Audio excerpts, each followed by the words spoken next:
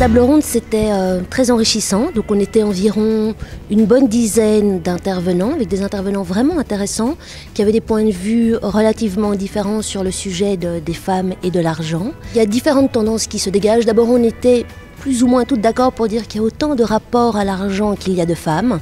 Donc difficile de tirer des généralités et surtout de tomber dans les clichés, même si on les a évoqués, bien entendu, les femmes dépensières, les femmes vénales, etc.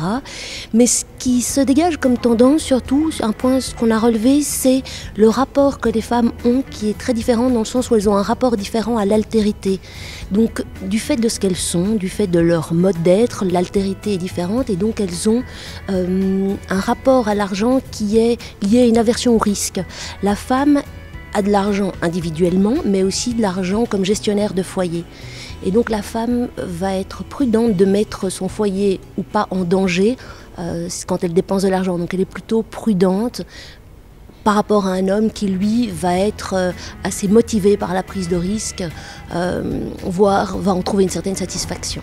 Quelles sont pour vous les principales raisons qui font que les rapports à l'argent sont différents selon qu'on soit un homme ou une femme ?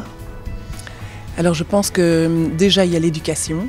On a tous le poids de l'éducation qu'on a reçue et l'histoire aussi, puisque les révolutions en matière de gestion financière sont quand même relativement récentes. On voit que dans les dernières décennies, les femmes ont acquis leur indépendance financière.